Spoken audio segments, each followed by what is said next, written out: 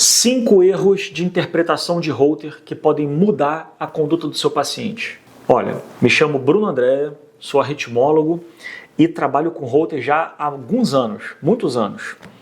E aqui eu vou trazer 5 erros comuns que o Holter erra no algoritmo, mas o médico experiente olha o erro e corrige, para que o seu paciente não tenha uma conduta errada ou uma arritmia detectada de forma errada. Fica de olho nesse vídeo até o final que você vai ver essas 5 dicas, especialmente você que dá laudo de Holter, analisa o Holter, dá laudo, e você, colega, que recebe o Holter de alguma central de laudos ou de algum local, para que você saiba interpretar se aquele laudo está correto. Então olha só que interessante, 5 erros que a gente vê com certa frequência. Até tomei nota aqui, que eu estava laudando alguns Holters, e eu resolvi gravar esse vídeo hoje. Olha só.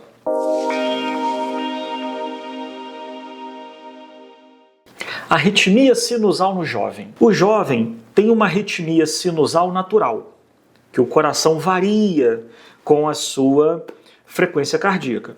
Só que às vezes o jovem, adolescente ou adulto jovem tem variações muito amplas. Às vezes está com uma frequência de 100, daqui a pouco cai para 60, aumenta para 120. Então, quando essa variação ela é muito súbita, o Holter ele vai entender que é o quê? Quando ele acelera a frequência, ele vai achar que é taquicardia supraventricular. Então ele vai marcar como taquicardia supra. E aí vai dar tudo verdinho lá. É um erro. O jovem, a criança, não tem taquicardia supraventricular. Na verdade é ritmo sinusal, só que é aquela arritmia sinusal normal do jovem. Pescou? Fica de olho. Não é uma arritmia. O Holter pode até dizer, tem tantas arritmias supraventriculares. Não é verdade. Então uma dica é você, ao olhar o Holter, tem diversos surtos, vários, de taquicardia supraventricular. Na verdade é um erro. Isso é tudo ritmo sinusal. Tem que ter essa atenção. Não dá mole nisso. 2. Segundo erro, bem comum.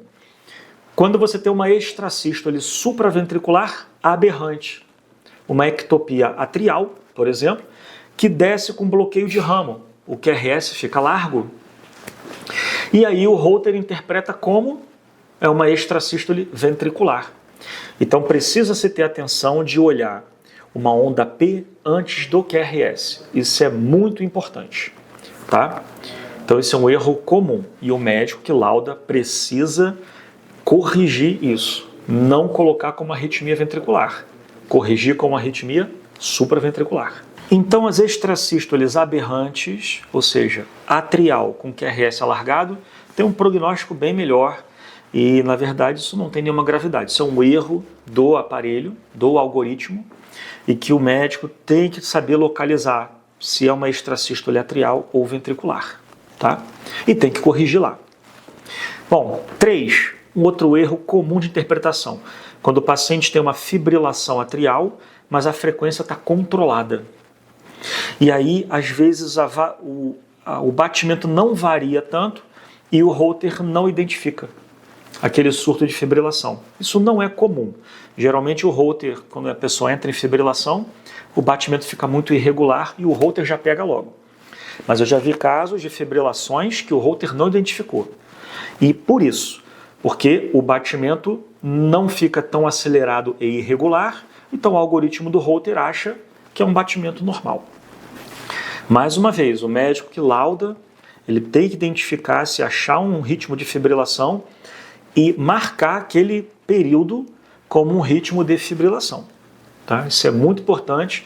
Você, colega que está ali examinando um Holter de um paciente, tem que ter critério para olhar os traçados e saber se é ritmo sinusal ou não. 4. Uma outra dica fundamental. Pacientes que fazem pausa no batimento na hora do sono. O aparelho ele vai identificar as pausas quando você tem um batimento entre um complexo QRS e outro com mais de 2 segundos. Você pode programar isso lá no algoritmo, para ele identificar 2, 2,5, 3 segundos de intervalo entre os QRS, para ele dizer que é uma pausa. Mas no sono, é muito comum você observar algumas arritmias que levam a uma pausa fugaz do batimento. Essas arritmias, e a principal é o bloqueio atrioventricular do segundo grau, ela normalmente é benigna. Isso é muito observado no sono porque você tem um tônus vagal elevado. Então você identifica que há às vezes pausa no batimento. Então se você identificar pausas no sono, tem que olhar o sono para ver que tipo de pausa é. Se é uma bradicardia sinusal, se é um bloqueio atrioventricular. E se for esse, do tipo Wenckebach, normalmente é benigno, ainda mais se o paciente tiver um QRS estreito. Então é benigno, tá? E no sono não é infrequente isso acontecer, especialmente o jovem. Então, atenção. E quinto e último erro, que também não é comum, mas é um erro que pode mudar a conduta do seu paciente.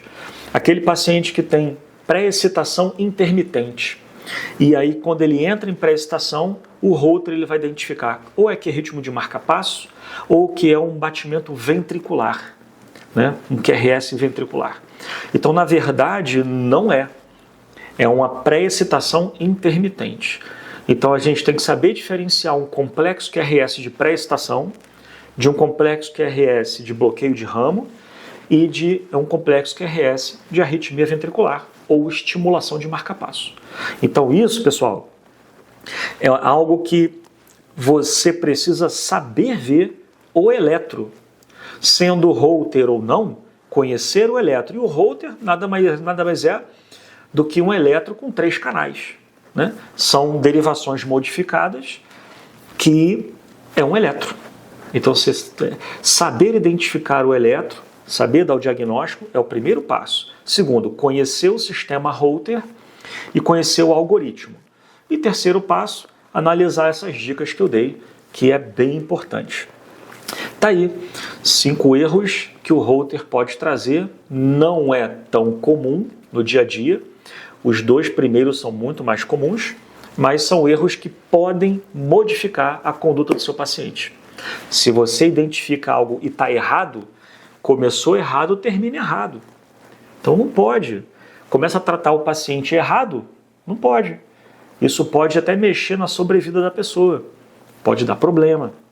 Então saber interpretar o Holter, mesmo que você não laude o Holter, mas interpretar o que está ali, fundamental para você, especialmente que está no seu consultório com o seu paciente à frente. Lembra de se inscrever no canal, fazer os seus comentários aqui, que é importante, porque esse tipo de conteúdo passa aí para mais pessoas interessadas e que precisam da informação correta.